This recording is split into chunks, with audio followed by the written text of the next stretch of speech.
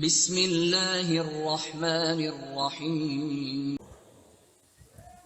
الحمد للہ الذی لا یبلغ مدحته القائلون ولا یحصی نعماءہ العادون ولا یعدی حقہ المجتہدون الذی لیس لصفته حد محدود ولا نعت موجود ولا وقت معدود فطر الخلائق بقدرته ونشر الرياح برحمته الصلاة والسلام على الرسول المسدد المصطفى العمجد المحمود الأحمد سيدنا ومولانا ومولى الكونين جد الحسن والحسين معاني أبو القاسم محمد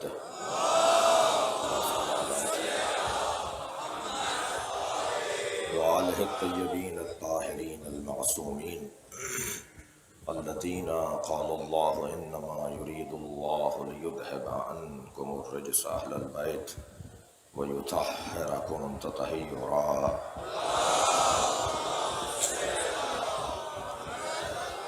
ولعنة الله على أعدائهم أجمعين من يوم عداوتهم إلى قيام يوم الدين. أما بعد، قال الحكيم في قرآن الكريم: بسم الله الرحمن الرحيم. ويقول الذين كفروا لست مرسلا قل كفى بالله شهيدا بيني وبينكم ومن عنده علم الكتاب. صلوات.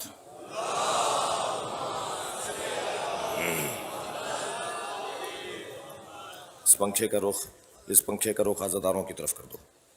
اس پنکھے کا رخ عزاداروں کی طرف کر دو. میں اس کا رخ عزاداروں کی طرف کر دو. اس کا رخ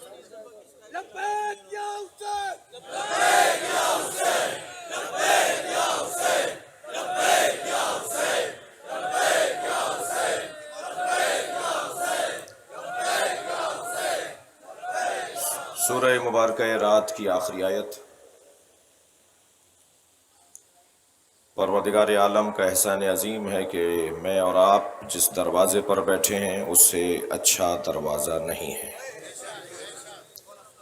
دنیا کہاں بیٹھی ہے مجھے اس سے غرض نہیں، مگر میں اور آپ جہاں بیٹھے ہیں وہاں سے جنت کا رستہ بنتا ہے. ایک بزرگ دیوبندی عالم دین ایک فورم پر کہہ رہے تھے کہ خبردار اہل بیت کا مقایسہ کسی سے نہ کرنا، اس لیے کہ اہل بیت کے بچے بچے کے پاس جنت کی اونرشپ ہے. مجھے توفیق ہوئی وہاں کچھ کہنے کی تو میں نے کہا کہ میں مولا کائنات کا فرمان سنانا چاہتا ہوں. میں اپنے اشرے کے مضمون سے اپنی بات کو جوڑ رہا ہوں. مولا فرماتے ہیں: لا يقاس بعل محمد احدا من هذه الامہ. کسی ایک فرد امت کو بھی آل محمد کے برابر لا کے نہ بٹھانا. بات ہے افضلیت امیر المومنین کی. اس کائنات میں بعد از مصطفیٰ اگر کوئی صاحب فضیلت ہے تو اسے علی کہا جاتا ہے. میری اور آپ کی قسمت بلند ہے. جو احباب بعد میں تشریف لا رہے ہیں، خدا کے لیے جو سائے میں بیٹھے ہیں انہیں اپنے ساتھ نہ بٹھائیں. خود تو آ نہیں رہے، دوسروں کو آنے دیجیے آگے. یہ بہت برا لگ رہا ہے کہ آپ فاصلہ دے کر بیٹھے ہوئے ہیں. بہرحال کوئی گلہ شکوہ بھی نہیں ہونا چاہیے، اس لیے کہ ہمارے ہاں قیادت کا فقدان نہیں ہے، ہمارے ہاں اطاعت کا فقدان ہے. ایک صلوات پڑھ لیں محمد و آل محمد. اس سے بہتر اور بلند صلوات نبی کی ذات ہے.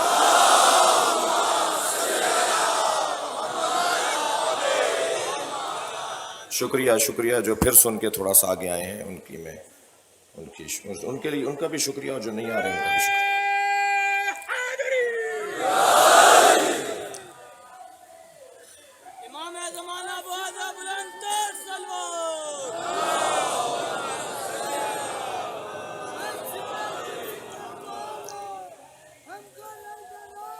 بلند تر صلوات ہدیہ کر دیں محمد و آل محمد.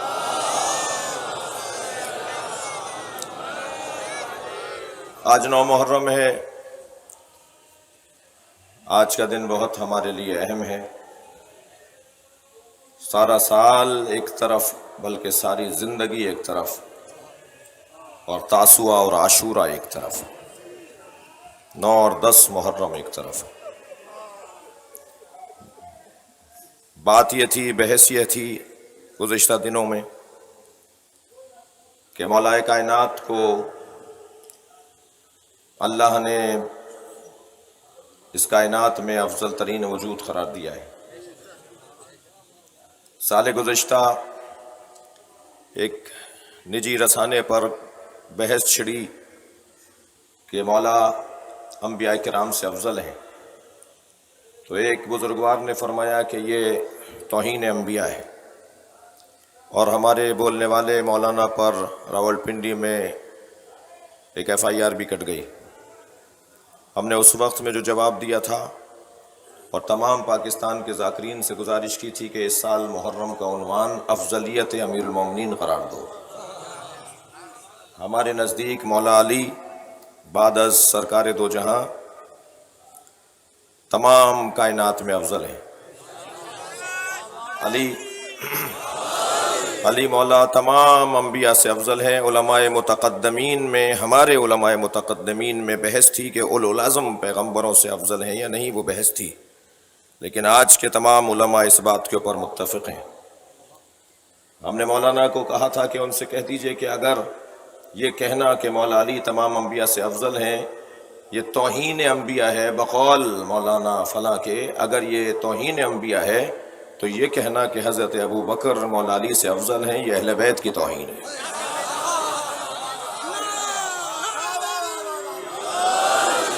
ترتیب میں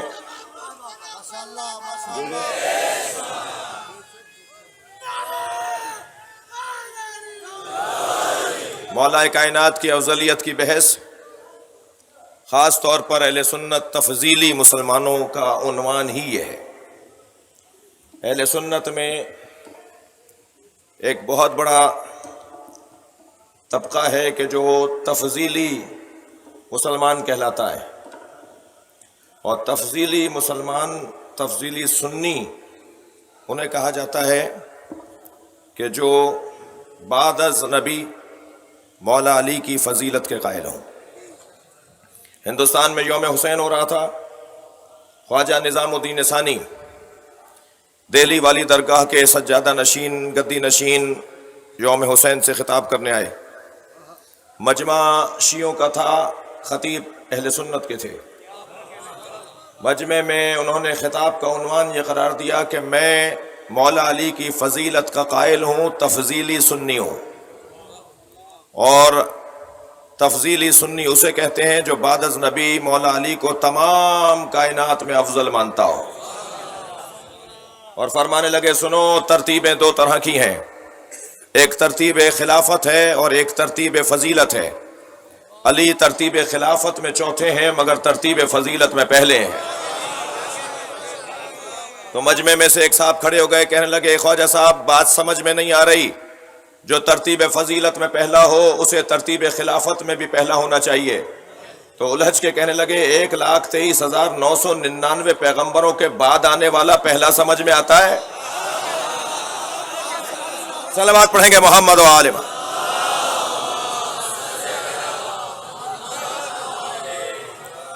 مولا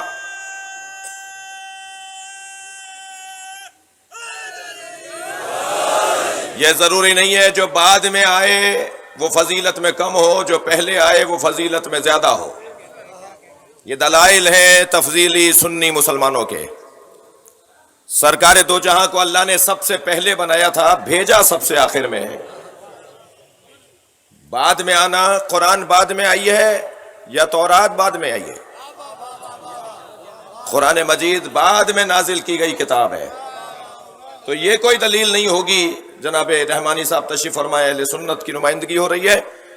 یہ کوئی معیار نہیں ہے کہ جو بعد میں آئے گا وہ فضیلت میں کم ہے، بلکہ بعد میں تو اس لیے بھی بھیجا جاتا ہے کہ معیار فہم بشر اس قابل ہو جائے کہ اسے سمجھا جا سکے، اسے پہچانا جا سکے.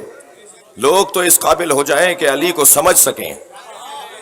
لہذا یہ عقیدہ صرف زور بیانی نہیں ہے، یہ عقیدہ یہ خطابت نہیں ہے، یہ عقیدہ صرف اور صرف کسی مسلک اور مکتب کی کوئی ترجمانی نہیں ہے، یہ عقیدہ مسلم ہے۔ میں قرآن مجید کی چند آیات سے سہارا لیتا ہوں اور اپنے گزشتہ بیانات کے خلاصے کے طور پر اپنے بیان کو آج مکمل کروں گا۔ مجھے کچھ دیر کے بعد ملت جعفریہ کے، ملت اسلامیہ کے، پاکستانیوں کے کچھ مسائل بھی ہر سال کی طرح علامہ رشید ترابی مرحوم علی اللہ مقامہ کی روش کو زندہ رکھتے ہوئے بیان بھی کرنے ہیں۔ عزیزان گرامی، قرآن مجید میں 5 عنوان فضیلت ہیں، جس میں یہ 5 چیزیں ہوں گی وہ صاحب فضیلت ہے۔ سب سے پہلا عنوان فضیلت علم ہے، جو علم میں زیادہ ہوگا وہ زیادہ افضل ہوگا، اور عزیزو یہ طے ہے اللہ اکبر کہ جو فرشتوں کا استاد ہو اسے علی کہا جاتا ہے۔ جس نے جبریل جیسے ملک کو پڑھایا ہو وہ ہے علی کی ذات۔ هل يستوي الذين يعلمون والذين لا يعلمون، اللہ برابر قرار نہیں دے رہا جاننے والوں اور نہ جاننے والوں کو۔ کیا جاننے والے اور نہ جاننے والے برابر ہیں؟ قرآن کہہ رہا ہے برابر نہیں ہے، اور کسی نے دعویٰ نہیں کیا کہ سلونی قبل ان تفقدونی، پوچھو اس سے پہلے کہ تم مر جاؤ۔ علی نہیں مرے، علی سے نہ پوچھنے والا مر گیا۔ دوسرا عنوان فضیلت ایمان ہے۔ افمن کان مومنا کمن کان فاسقا لا یستوون، کیا مومن اور فاسق برابر ہیں؟ نہیں، لا یستوون۔ دوسرا عنوان فضیلت ایمان ہے، اور میں جس علی پر غور کرنا اپنی حلالیت کا ثبوت فراہم کر رہا ہوں، اس علی کا ایمان اس درجے پر ہے کہ وہ مومن نہیں ہے، کل ایمان ہے۔ خلاصہ کر رہا ہوں اپنے بیان کو۔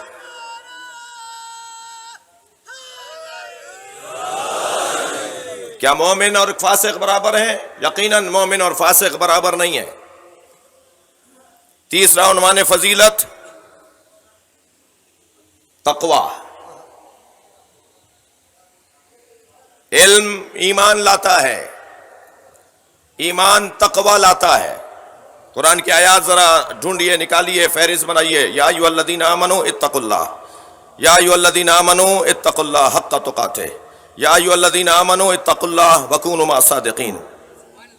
یعنی ترتیب میں ایمان پہلے ہے، تقوی بعد میں ہے۔ ایمان سبب بنے گا تقوی کا، مومن کے بعد متقی بننا ہے۔ ہر مومن متقی نہیں ہے، اور بغیر ایمان کے کوئی صاحب تقوی نہیں ہو سکتا، وہ نفسیاتی بیمار تو ہو سکتا ہے۔ جو اپنے حلیے بناتے ہیں، جو اپنے طریقے بناتے ہیں، جن کے ہاں ایمان مضبوط نہ ہو اور وہ حلیوں میں اپنے آپ کو متقی ثابت کریں، وہ کچھ بھی ہوں گے، بیمار ہوں گے، مگر متقی نہیں ہے۔ عزیزو، جملہ ہدیہ کر رہا ہوں انتہائی محترم مبارک مجمع سے۔ اسلام، میں بھی اس وقت ایک حلیے میں ہوں، ہمارے فورسز کے لوگ بھی حلیے میں ہیں، ڈاکٹر حضرات بھی حلیوں میں ہوتے ہیں، مختلف شعبہ زندگی، مختلف شعبہ کار، اپنی نشانیوں کے ساتھ رہنا ان کی فرائض منصبی میں سے ہے۔ مگر خبردار یہ ذہن میں رہے، اسلام حلیوں کا نام نہیں ہے، اسلام رویوں کا نام ہے۔ میرا رویہ جتنا اسلام کے مطابق ہوگا اتنا میں اچھا مسلمان کہلاؤں گا۔ خبردار کسی کو خاص حلیے میں دیکھ کر اس بنیاد پر اس کے لیے خصوصیت کے قائل نہ ہو جائیے گا۔ مولا علی فرمانے گئے، اگر تمہیں جاننا ہے کہ کون کتنا بڑا عالم اور فاضل ہے، یخبرکم حلمہم عن علمہم، ان کا حلم ان کے علم کا پتہ بتائے گا۔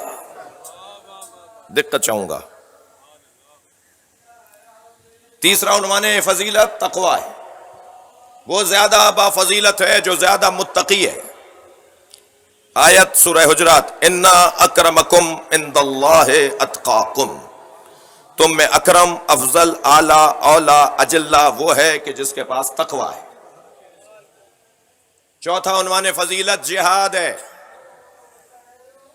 اگر علم ایمان تک سفر نہ کروائے اور ایمان تقوی تک نہ لے جائے اور تقوی جہاد تک نہ لے جائے تو یہ مسلمان نصاب سے ہٹ کے چل رہا ہے، یہ اسلام کا شاگرد نصاب تعلیم اسلامی پر عمل نہیں کر رہا۔ لہذا فضل اللہ المجاہدین علی القاعدین اجرا عظیما، اللہ نے صاحبان جہاد کو، مجاہدین کو بیٹھے رہ جانے والوں پر فضیلت عطا کی ہے۔ میرے پاس وقت تنگ ہے، میں نے تو ایسا منظر بھی تاریخ اسلام میں دیکھا کہ جب ایک پکارنے والے نے پکارا تو سر ایسے جھکے ہوئے تھے جیسے سروں پر پرندے بیٹھے ہوں۔ قرآن پکار کے کہہ رہا ہے بیٹھے رہ جانے والوں پر میدان میں اترنے والا افضل ہے۔ صلوات پڑھیں محمد و آل محمد۔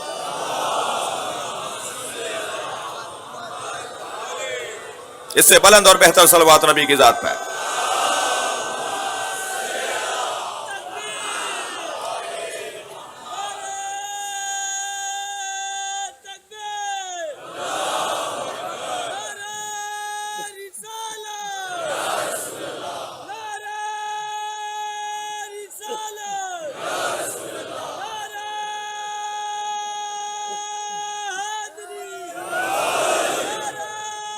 ماشاء اللہ۔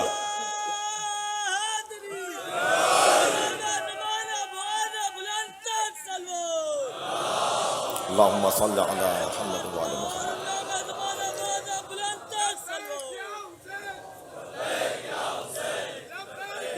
مل کر جواب دے دیجیے۔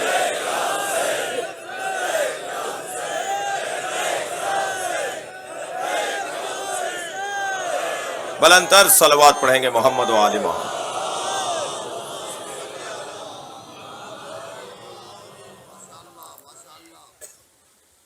مجاہد افضل ہے بیٹھے رہ جانے والے پر۔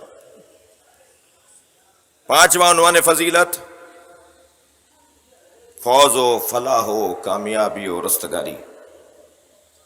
مجاہد تو خود وہ جہاد کتنا مشکل مرحلہ تھا، کوئی جبریل سے پوچھے نا۔ جب احد میں علی تنہا لڑ رہے تھے تو جبریل نبی کے برابر بیٹھے کہہ رہے تھے یا رسول اللہ دیکھ نہیں رہے کہ علی کیسے لڑ رہے ہیں؟ تو سرکار نے بے ساختہ فرمایا کیف لا انہ منی وانا منہ، کیسے نہ لڑے، وہ مجھ سے میں اس سے ہوں۔ اب یہ منیت میں کتنی مضبوطی اور کتنی پختگی ہے کہ جبریل نے بے ساختہ کہا کہ انا منکما، میں آپ دونوں سے ہوں۔ بھائی چادر کسا کے نیچے جبریل کا آنا اسی رشتے سے تو تھا کہ وہ انہی سے تھے۔ محمد آل محمد معاذ بلند تر سلوات۔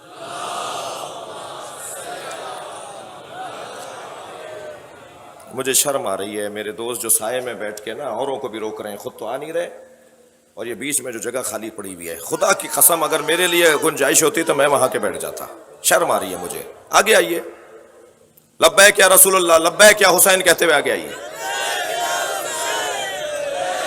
لگائیے نعرہ اتنا لگائیے کہ یہ آگے آ جائے۔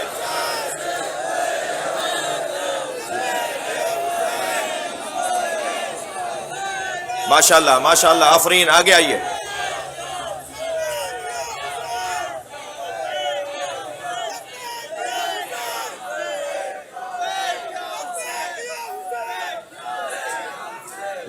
میں عرض کر رہا ہوں لبیک یا حسین،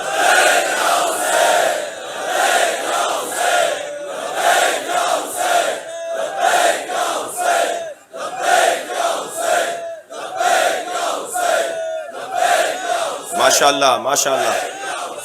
صلوات ہدیہ کریں گے نبی اور آل نبی۔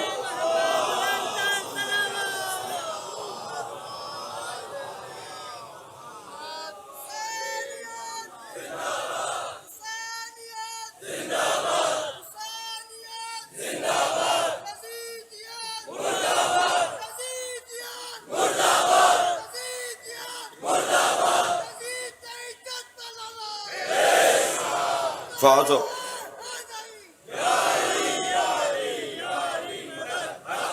माशाल्लाह, आफरीन, मरहबा, शाबाश, जीते रहिए। मोहम्मद बुलंद सलावत।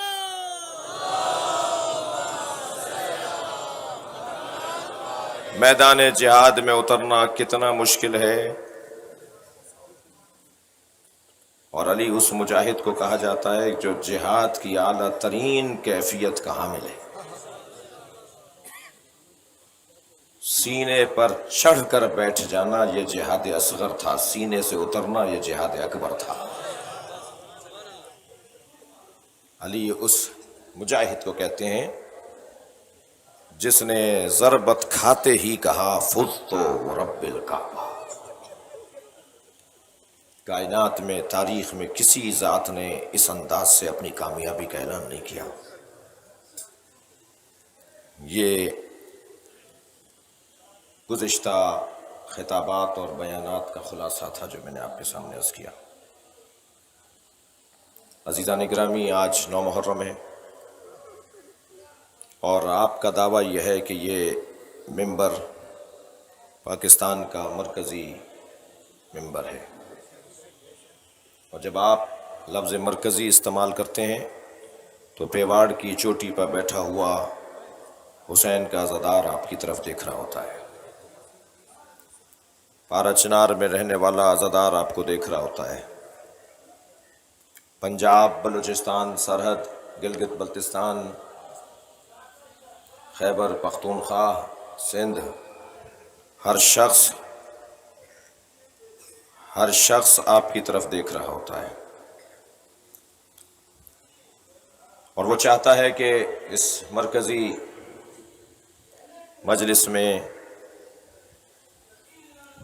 और फिर सुन्नी भी, ये बात भी जहन में रहे कि शिया इमाम हुसैन की अज़ादारी के मालिक नहीं है।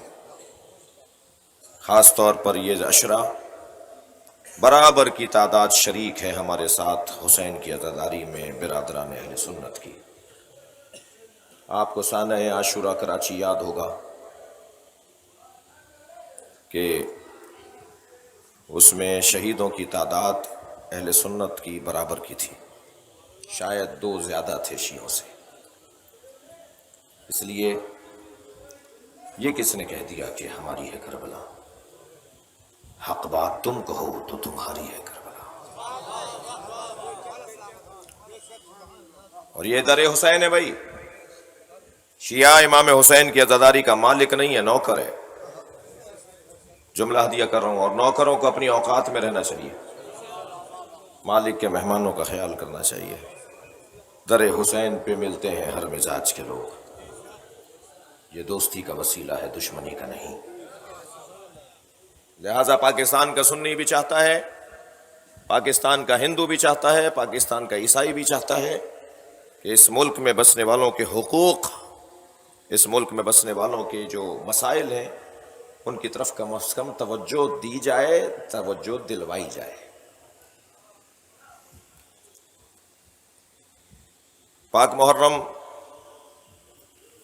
के जो जवान मजमे में बैठे हैं, वो जो अपने हवाले से पाक मुहर्रम के साथ आप ताउन फरमाते हैं, उस हवाले से अपने अपने काम को शुरू करें, और अहबाब आपके साथ ताउन फरमाएंगे। मैं अपने बयान को मुसलसल रखूँगा। अजीज़ों,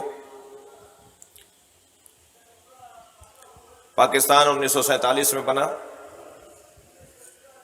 माह मुबारक रमज़ान के मुक़द्दस लम्हात थे। अगस्त की 14 तारीख़ थी। मोहम्मद अली और फ़ातिमा की बरकतें थीं, और सब ने मिलकर, सुन्नी शिया ने मिलकर पाकिस्तान को बनाया।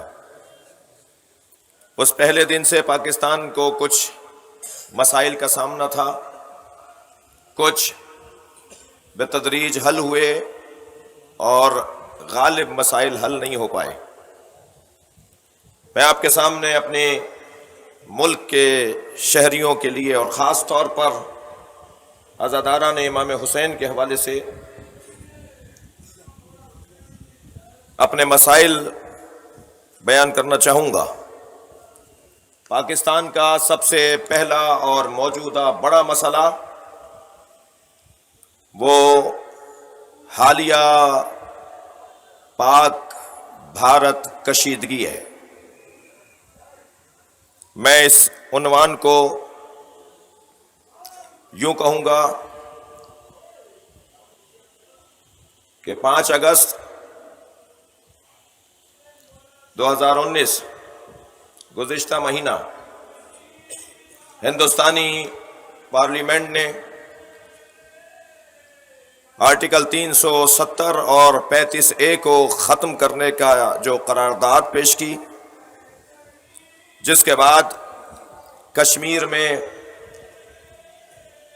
کشمیریوں نے اپنی حق خود ارادیت، اپنی آزادی اور اپنی بقا کی جد و جہد کو ایک مرتبہ پھر تازہ کیا، جس کا نتیجہ یہ نکلا کہ ہندوستان کی ظالم حکومت نے وہاں کرفیو نافذ کر دیا۔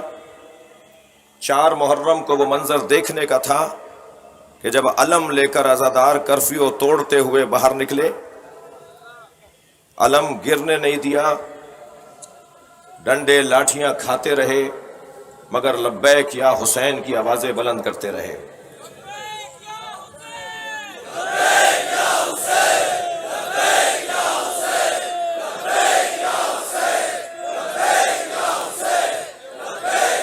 بلند تر صلوات دیا کریں محمد وعلیہ۔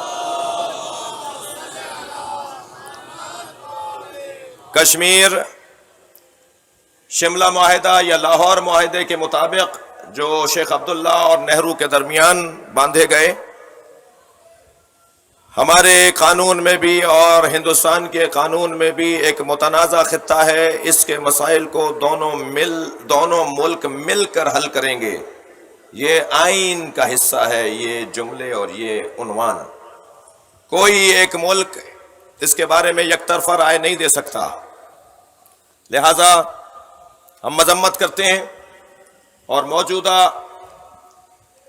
حکومت اور ریاست نے جو کشمیر کے حوالے سے اقدامات کیے ہیں، سفارتی واسطے، رابطے عالمی سطح پر ممالک کے سربراہوں سے، اقوام متحدہ سے، سلامتی کونسل سے، اس میں اور بہتری لانے کی اور تیز کرنے کی ضرورت ہے۔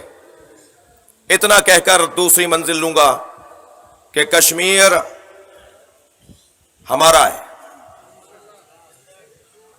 کشمیر ہمارا ہے، اور کشمیر، بلکہ اور عام بات کروں کہ پاکستان کے اگر کسی ذرے پر بھی کسی نے میلی آنکھوں سے دیکھا تو پاکستان کا سنی شیعہ اس کی حفاظت کی توانائی رکھتا ہے۔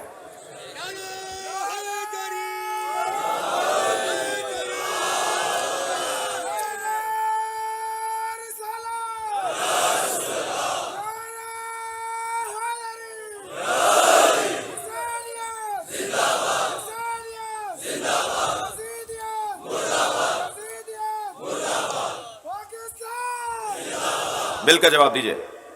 پاکستان زندہ باد، پاکستان زندہ باد۔ دوسرا عنوان یمن کا عنوان ہے۔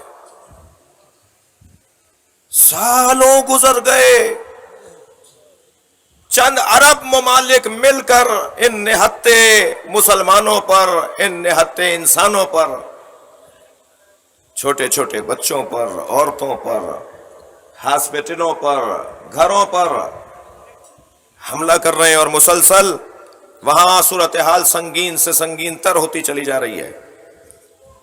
میں مطالبہ کروں گا، یہاں وفاقی حکومت کے نمائندے بھی بیٹھے ہیں، صوبائی حکومتوں کے لوگ بھی بیٹھے ہیں، خاص طور پر وفاقی حکومت کی نمائندگی سے کہوں گا کہ یمن کا مسئلہ ہمیں آپ سے اس سے زیادہ توقع تھی، اور ابھی بھی توقع ہے، کیونکہ مسئلہ حل نہیں ہوا۔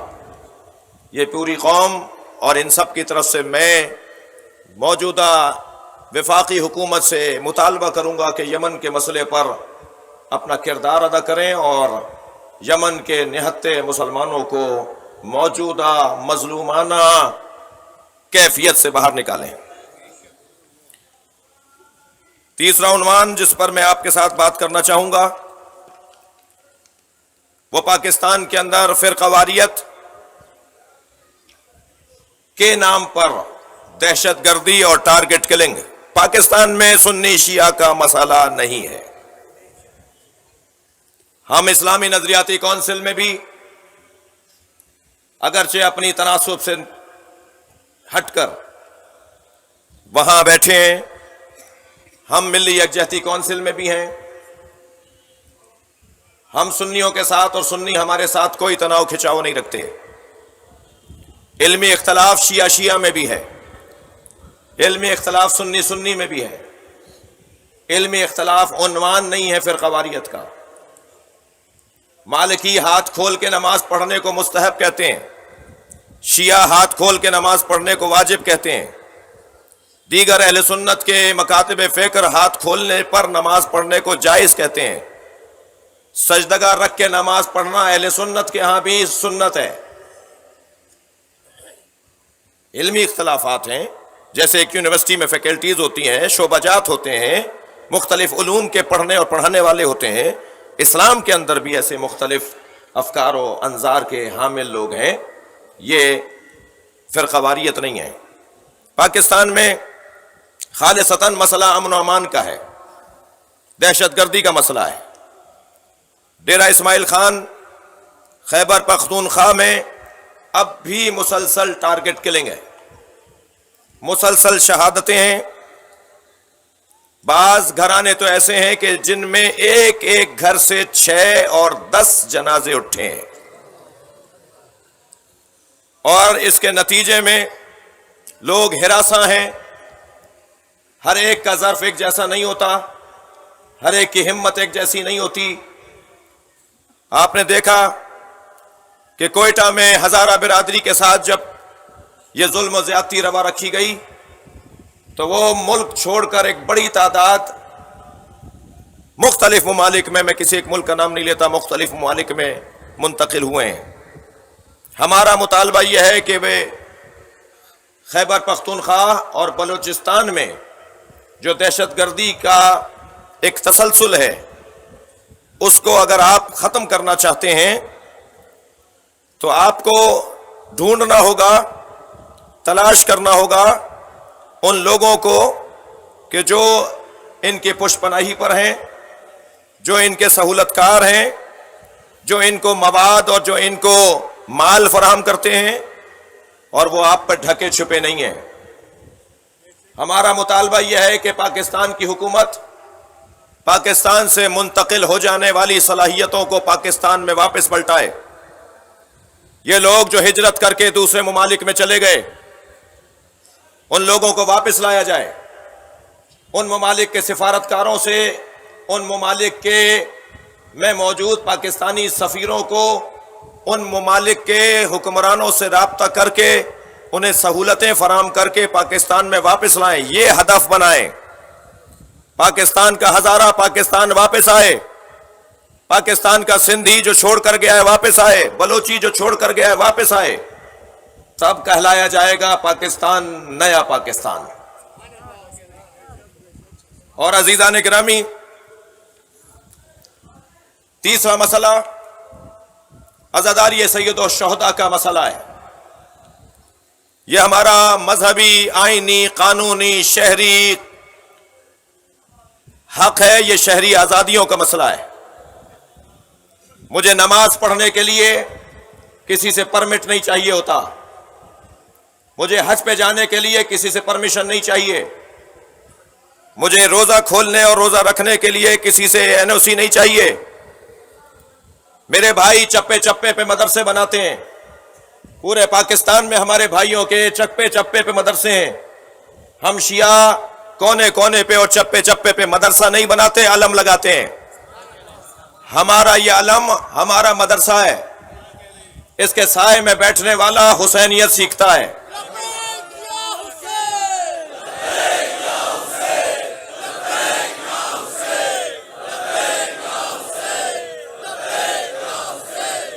ہم عزاداری سید الشہداء کی تعلیم رکھتے ہیں۔ ہمارا یہ چھوٹا سا بچہ اور ہمارا یہ بزرگ، ہمارا وہ افسر اور ہمارا وہ ککڑی بیچنے والا اور ٹھیلا لگانے والا، ہمارا وہ فیکٹری کا مالک اور ہمارا وہ فیکٹری کا ڈرائیور، سب کے پاس اگر علم ہے تو وہ مجلسی علم ہے۔ یہ مدرسہ حسینی ہے۔ اس وقت امام حسین کی عالمی اوپن یونیورسٹی کی کلاسیں لگی ہوئی ہیں۔ یہ نشتر پار کی مجلس اعزاء امام حسین کی یونیورسٹی کی ایک مجلس ہے، ایک کلاس ہے۔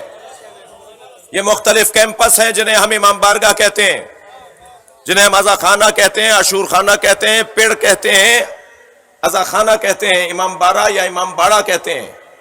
یہ امام حسین کی یونیورسٹی کے کیمپس ہیں۔ عزاداری امام حسین پر جس انداز سے پاکستان کی ادارے قدغن لگاتے ہیں، رکاوٹیں ڈالتے ہیں، مصنوعی خوف بناتے ہیں، رکاوٹیں ڈال کر، قناتیں لگا کر، کنٹینر کھڑے کر کے، بیریئریں لگا کر، خاردار تاریں لگا کر یہ ایک فضا بنائی جاتی ہے پاکستان میں کہ عزاداری ہو رہی ہے، یعنی کہ ڈرنے کا ماحول ہے، خوف کا ماحول ہے۔ ہم نے آپ سے نہیں کہا کہ یہ بازار بند کرو، ہم نے آپ سے نہیں کہا کہ یہ رستے سیل کر دو، ہم تو چاہتے ہیں کہ بازار کھلے رہیں، اور یہ عزادار جب حسین کا نام لیتے ہوئے وہاں سے گزرے تو حسین کا نظام معیشت سمجھ میں آئے۔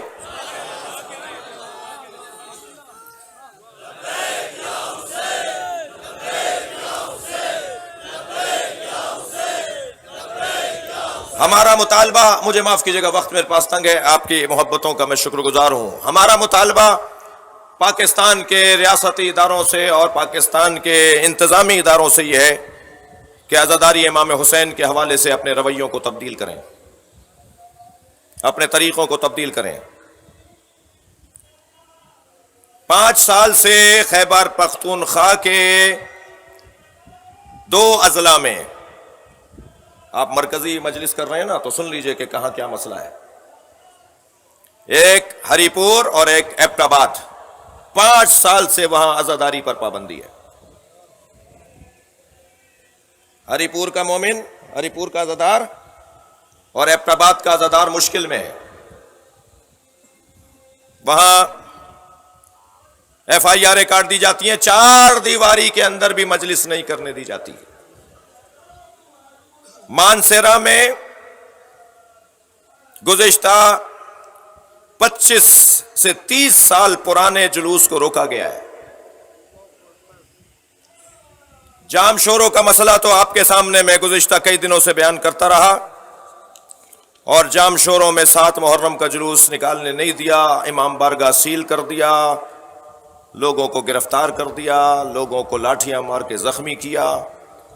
میں امید کرتا ہوں کہ 13 محرم یا 16 محرم کو جو انتظامیہ کی میٹنگ ہے اس میں یہ مسئلہ حل ہوگا۔ دشمن شبیر تیرے پیر پہ لانا، بات کا مسئلہ تیرے پیر پہ لانا، وہ ہے داخلہ اور زبان بندی کا مسئلہ۔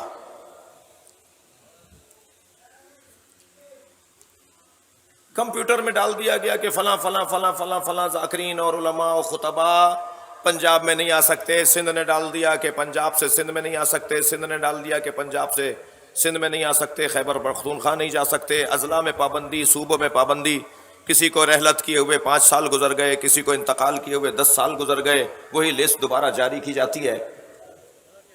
علامہ طالب جوہری جیسی عظیم المرتبت شخصیت پہ پابندی، علامہ ساجد نقوی جیسی شخصیت پہ پابندی، علامہ راجع ناصر صاحب جیسی شخصیت پہ پابندی، میں بھی حقیر فقیر کئی شہروں میں پابندیوں کا شکار رہا۔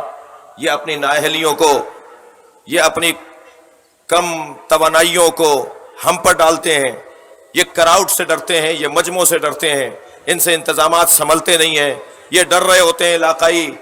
میں نام بھی لینا میرے لیے کسر شان ہے کہ میں ان افسران کے عہدوں کو پکاروں،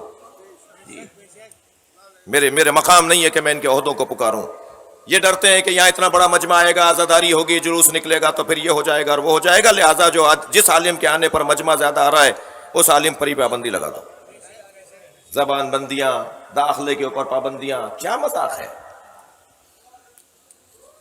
اس کے بعد کا مسئلہ دہشت گردی کے مختلف سانحات، ایک لمبی فہرست ہے جس سے گریز کر رہا ہوں کہ پاکستان میں 50 سے زیادہ بڑے بڑے سانحات رونما ہوئے،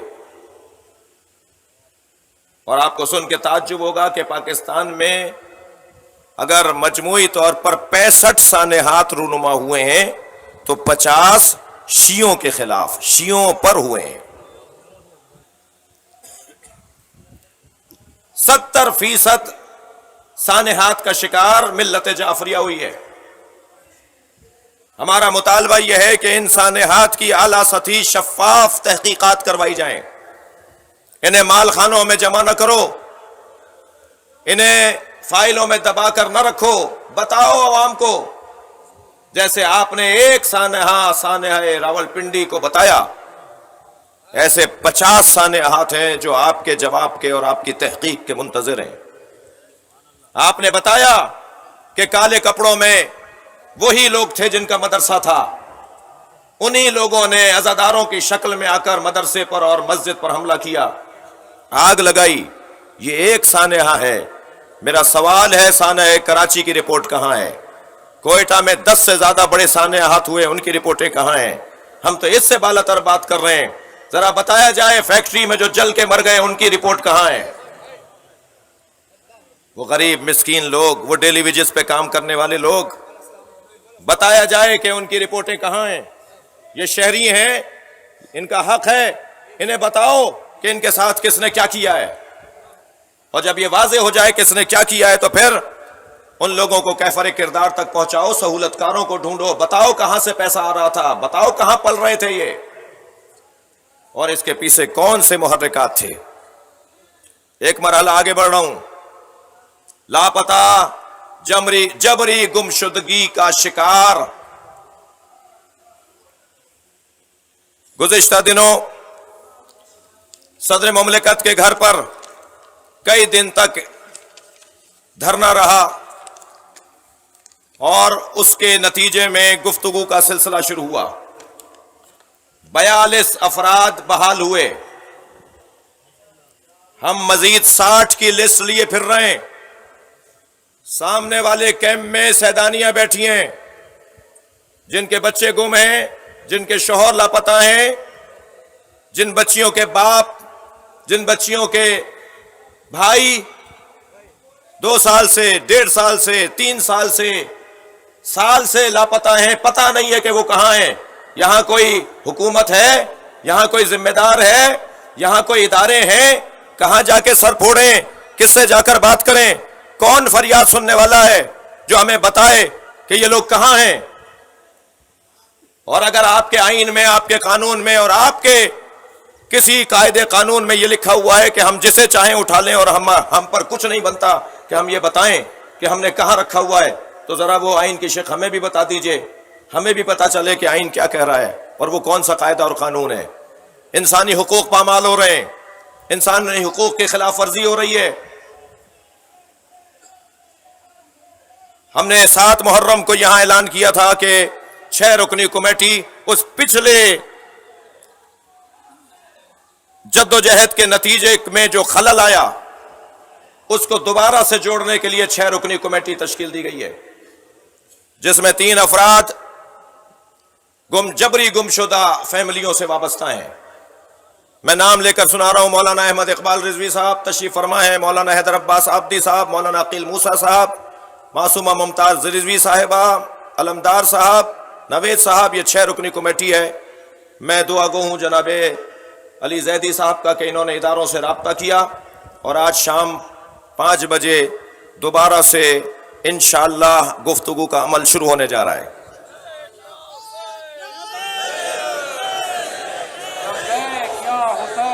مل کر جواب دیجئے، لبیک یا حسین۔ بہت شکریہ۔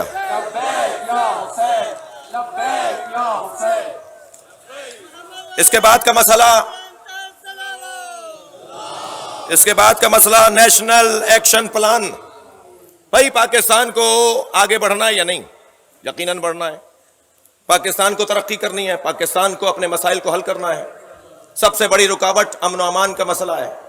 کوئی نہیں آئے گا آپ کے ملک کے اندر اپنا پیسہ لگانے کے لیے، لہذا نیشنل ایکشن پلان جو بنایا گیا، جس میں یہ طے تھا کہ ظالم کو اور مظلوم کو علیحدہ کیا جائے گا، طے کیا جائے گا، تمیز کی جائے گی، وہ دوبارہ سرد خانے کے حوالے کر دیا گیا۔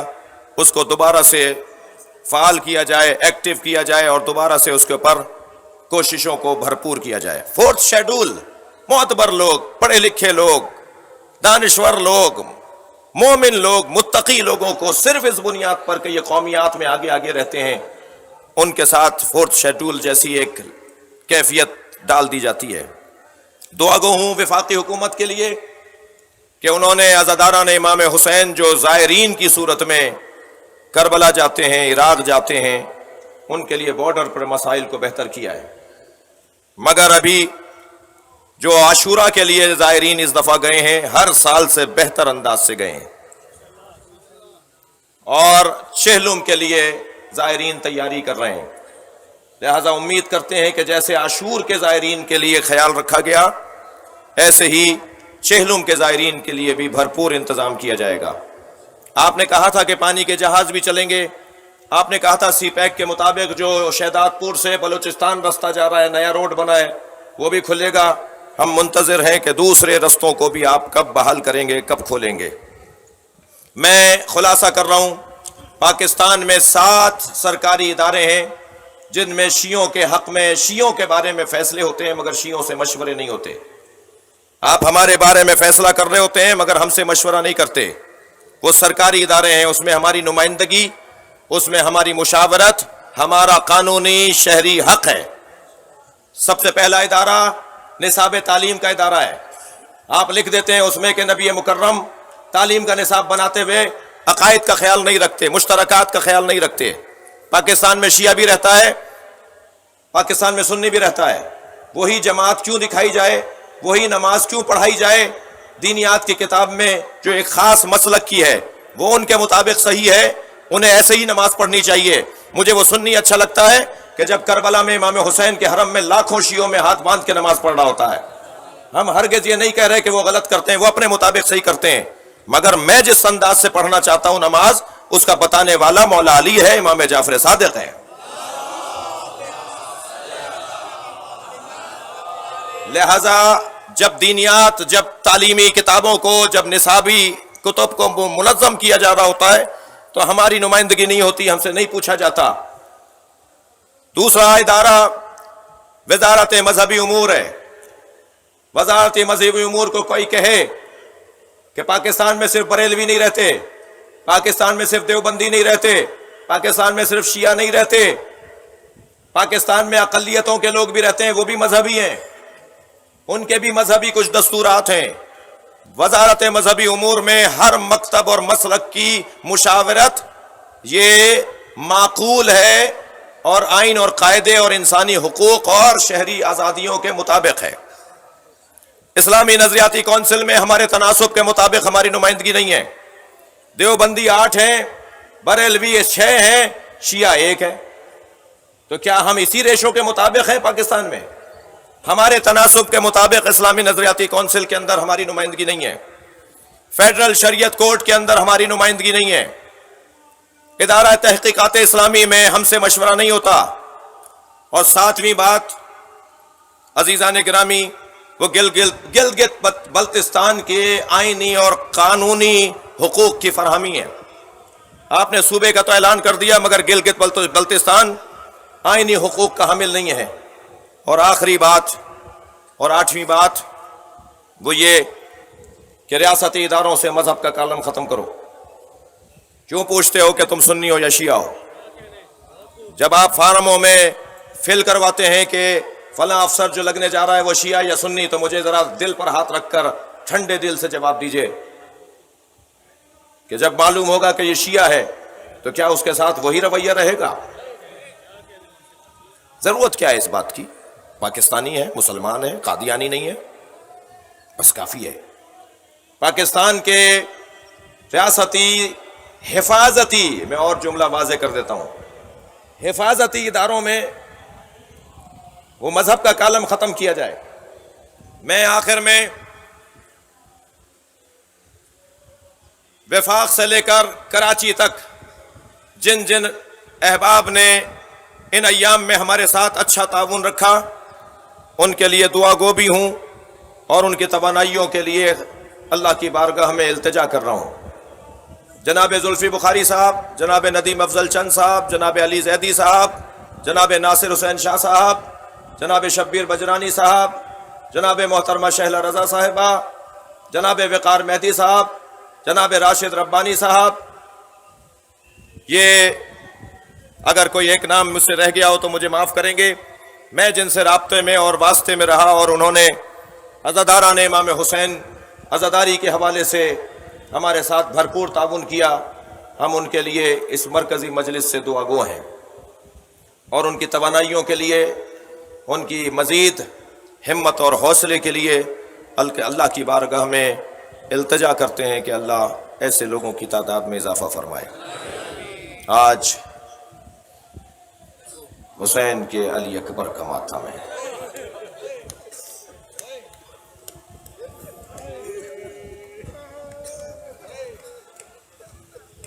تقدم ولدی، اے میرے لال علی اکبر آگے بڑھو، قربان جائیں حسین پر. پہلی قربانی بھی اپنے بیٹے کی دی اور آخری قربانی بھی علی اصغر اپنے بیٹے کی دی. عباس جیسے بھائی کے بازو، قاسم جیسے بھتیجے کے پامال، لاشے کے ٹکڑے،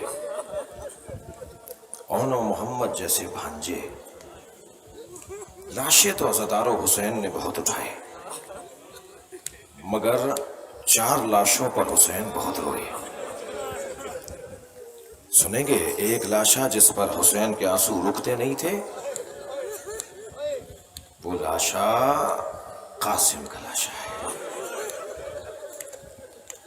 دل بند ہونے لگتا ہے آج 1400 سال گزرنے کے بعد بھی، جب اس پامال لاشے کا حال سنتے ہیں.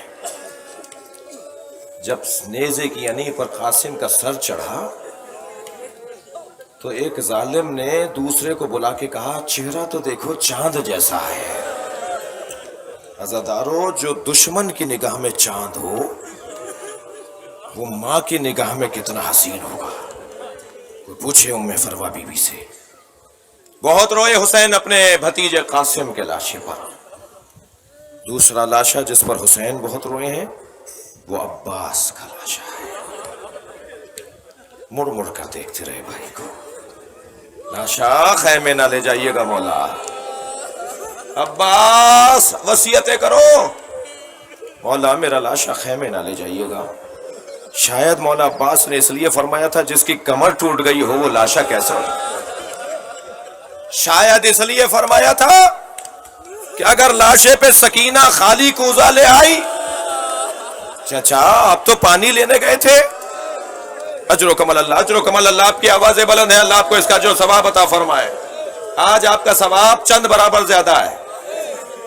آپ گریہ بھی کر رہے ہیں اور دھوپ میں بھی بیٹھے ہیں. اللہ اکبر. سنیں گے عزادارو؟ تیسرا لاشا جس پہ حسین بہت روئے وہ علی اکبر کا لاشا ہے. اللہ اکبر، اللہ اکبر. حسین کی دھڑکنیں بڑھنے لگی. روایت کہتی ہے رخسار پر آنسوؤں کی لڑی بہہ رہی تھی. میرے مولا علی اکبر کا لاشا اٹھانا چاہتے ہیں. آپ رو رہے ہیں. جب حر کے بیٹے کا لاشا اٹھایا تو حر نے بڑھ کر کہا مولا یہ غلام زادہ ہے. اجر و کمال اللہ، اجر و کمال اللہ. پہنچ گئے آپ، میں جہاں لے جانا چاہ رہا ہوں. مولا یہ غلام زادہ ہے. تو امام نے فرمایا حر جوان کی میت باپ نہیں اٹھاتا. اللہ اکبر. جب علی اکبر کا لاشا اٹھانے لگے، میرے لیے خود یہ مسئلہ بڑا مشکل تھا. کیسے طے کریں کہ حسین نے یہ عمل کیسے انجام دیا؟ معصوم ترک اولا بھی نہیں کرتا، مکروہ تو بہت دور کی بات ہے. میرے مولا نے علی اکبر کا لاشا اٹھایا تو دیکھا برابر میں ایک برقع پوش بھی ہے. اب جو مڑ کر دیکھا بہن زینب کھڑی ہے. بھیا اسے میں نے پالا تھا. علی اکبر کا لاشا زینب اٹھائے گی. اجر و کمال اللہ، اجر و کمال اللہ. جب آپ کی آوازیں بلند ہوتی ہیں امام جعفر صادق دعا دیتے ہیں یا اللہ یہ ہمارے عامر کو زندہ کر رہے ہیں. مجلس میں امام محمد باقر بیٹھے تھے. ایک شخص اونچی آواز میں رو رہا تھا. امام نے دونوں ہاتھ اٹھا کر کہا یا اللہ یہ میرے جد پر رو رہا ہے، قیامت میں اسے آسانی عطا فرما. اجرکم اللہ اجرکم اللہ. لاشا گنج شہیدہ میں آ تو گیا مگر کوئی بلائے تو صحیح ام لیلا کو, وہ تو سجدے میں ہے. یا اللہ تیرا شکر ہے تو نے میری قربانی قبول کر لی. بہت رو لیا عزادارو, دوسری منزل لے لیجئے. ایک اور لاشا بھی ہے جس پہ حسین بہت روئے, اور وہ لاشا چھوٹا بہت تھا مگر حسین سے اٹھتا نہیں تھا. کبھی آگے جاتے تھے انا للہ, کبھی الٹے پیر واپس آتے تھے رضن بقضائہ.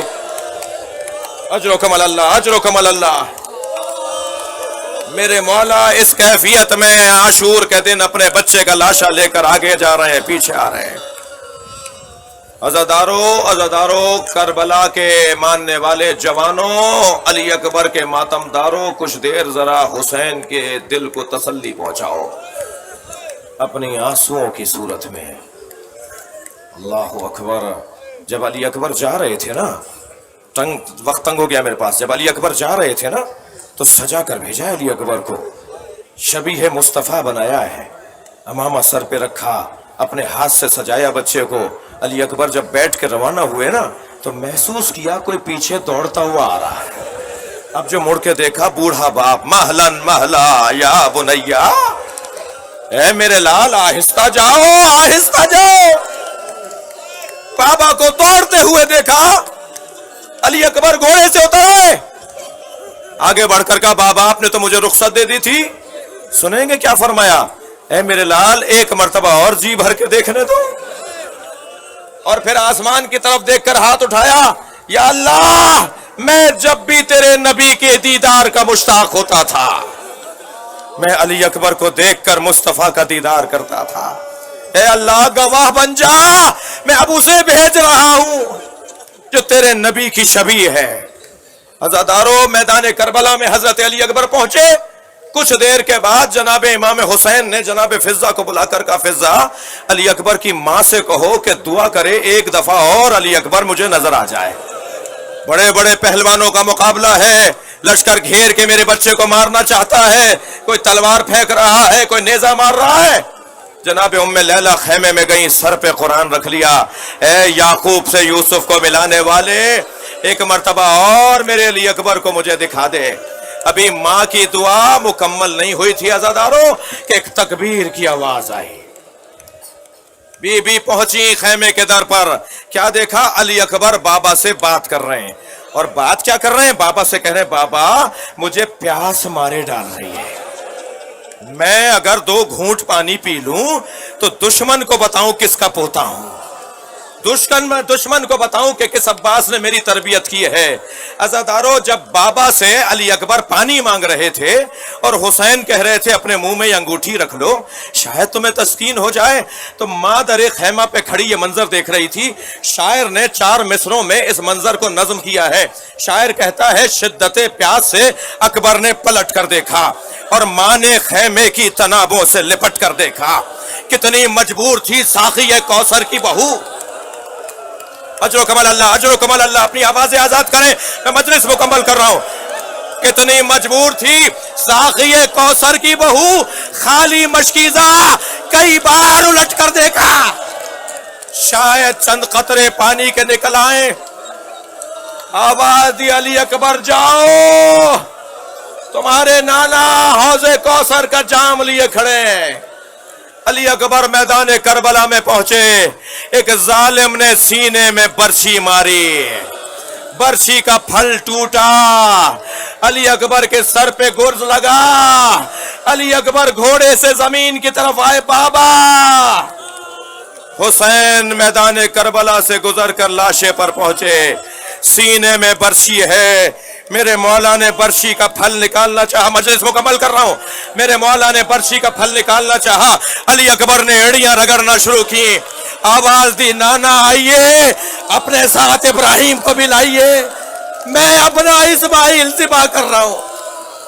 اور یہ کہہ کے برچھی کا پھل نکالا, خون کا فوارہ جاری ہوا. واہ علی اکبر, واہ حسین, ماتم حسین.